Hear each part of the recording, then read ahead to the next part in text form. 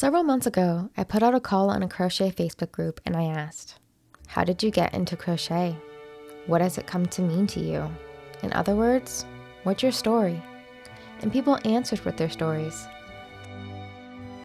In this series, some of the interviewees volunteered to record their audio essays themselves, while others agreed to have me record the essay for them. This particular essay was recorded with my voice. I have always loved the arts, and I have always desperately wanted to be able to make cute amigurumi.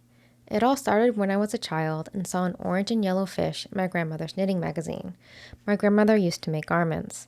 I begged to have the fish, but at the time I didn't understand that she didn't know how to do that.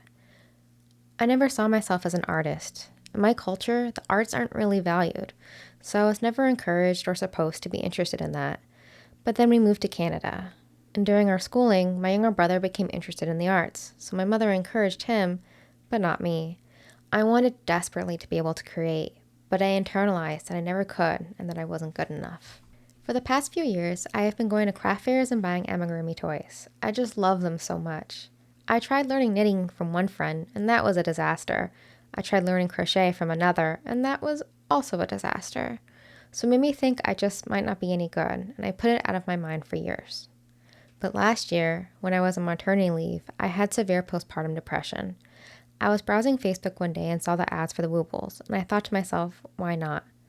Everyone says they love it and can do it, and they learned. Maybe I can try too. So I looked into them, and since I live in Canada, the cost of shipping from the United States was atrocious.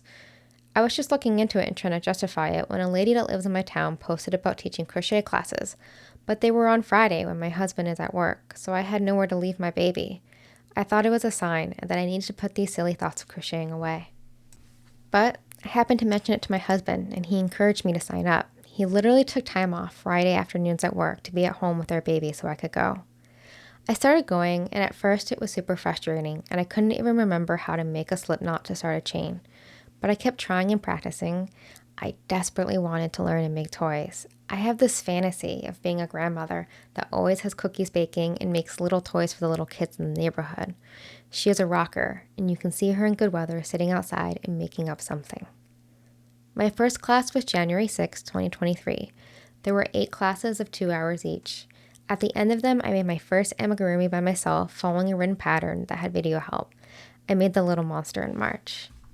Today, I have made over 200 toys. I donated about 50% or more of them to women's shelters or emergency services.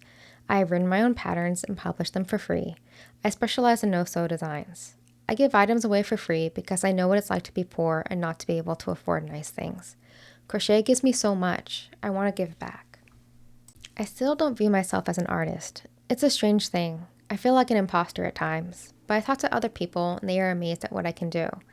Although crochet brings me such intense joy, I don't view myself as an artist. I never thought this would be my life. I never thought I'd ever have this or be able to achieve it. Every day I crochet, I am filled with joy. It's a soul-deep sense of purpose. It feels like destiny.